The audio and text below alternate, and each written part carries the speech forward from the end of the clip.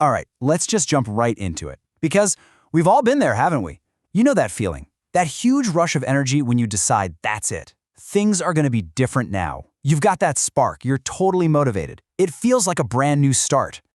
So you make that commitment. You tell yourself, okay, this time it's for real. You're going to build that new habit. You're going to finally kick that old one and become the person you know you can be. And that energy, it's totally real. The intention is there 100%. And boom, you actually do it. You take action. The first few days, maybe even the first week, it's awesome. You're hitting the gym every single day. You're finally chipping away at that big project you've been avoiding. You feel like you're on top of the world, just unstoppable. And you're thinking, yes, this is it. This is the time it's actually going to stick. But then, almost like clockwork, it happens. That initial fire starts to flicker out. The momentum just fades. You skip one day at the gym, then another. Before you know it, you look around and wham, you're right back at square one. Same old habits, same old procrastination, and the same frustrating feeling. And that's when that little voice in your head starts up, right? That little whisper that says, see, I knew it. You start blaming yourself. I just don't have enough willpower. I'm not disciplined enough. Or worse, maybe there's just something wrong with me. And that is such a lonely, defeating place to be. But here's the thing. What if I told you that voice is completely wrong? The problem isn't you. It's not about willpower. It's not about a lack of motivation. The real problem is your programming, your mental software. And it is literally designed to drag you right back to what it knows. Okay, so here's the big idea. Think of it like this. There's an invisible script running in the background of your mind all the time. It's this deep conditioning that's been built up for years and years. And here's the kicker. Until you actually understand what that script says, you're always going to be fighting an uphill battle. Probably the best way to get your head around this is to think of your mind like a computer's operating system. You know, like Windows or Mac OS. It's the core software that runs absolutely everything in the background. Your thoughts, your behaviors, all of it. And most of the time, you don't even notice it's happening. So this operating system, this invisible script, has a name. We call it a paradigm. And really, it's just the massive collection of all your beliefs, your habits, and all those unwritten rules you live by. It's your personal software that decides what feels normal, what feels possible, and what just makes sense to you. So, the big question is, why is it so dang hard to update this inner software? Why does your own brain seem to fight you so hard whenever you try to make a change? Well, this is where things get really fascinating, especially when you look at the science. Okay, so stick with the computer analogy. When you try to start a new habit, it's basically like you're trying to install a new piece of software. You're trying to run a system update.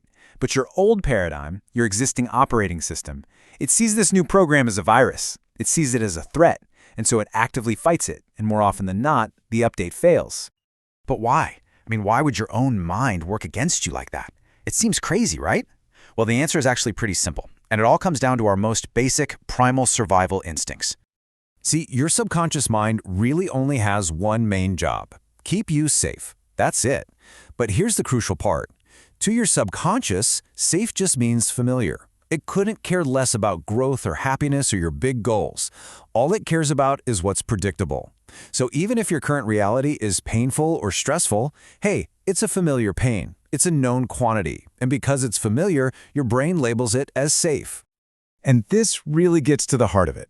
That ancient part of your brain, the survival center, can't tell the difference between a real, physical threat, like a tiger jumping out of the bushes, and the psychological discomfort of trying something new. It's all the same to it.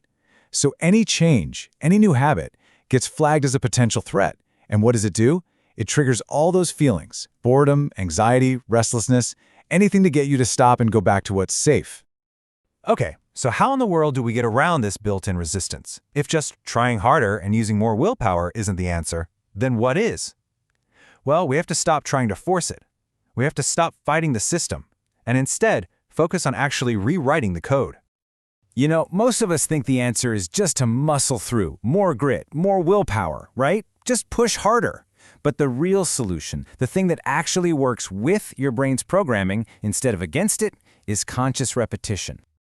And if you remember one thing from all of this, let it be this. Repetition is the language of the subconscious mind.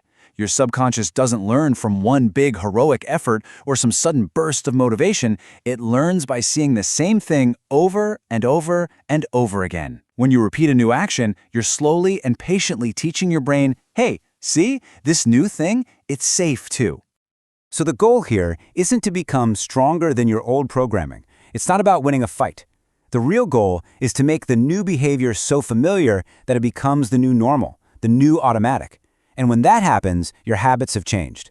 Not because you beat your old self into submission, but because you successfully installed a new program. Which brings us to a final and honestly maybe the most important point of all. And that's how we think about failure. Those inevitable slip-ups that happen along the way. Because if you can get this one thing, it can totally change your relationship with changing anything in your life.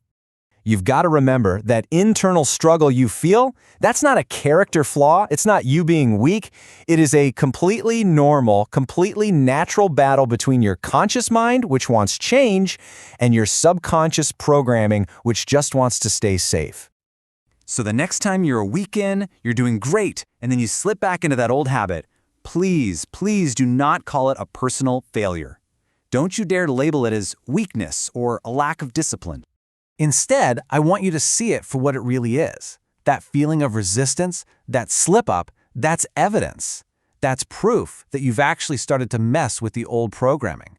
It's the old system kicking and screaming because it feels the change you're making. It's the sign that the process is actually working. And that leads us to one last, really powerful question. If change doesn't start with that big burst of motivation, then when does it really begin? Here's the answer. Real lasting change doesn't start when you just say, I want to change. It starts the moment you finally understand why you couldn't change before, the moment you get it. Because once you understand the system you're actually up against, you're not just fighting in the dark anymore. You're finally holding the map.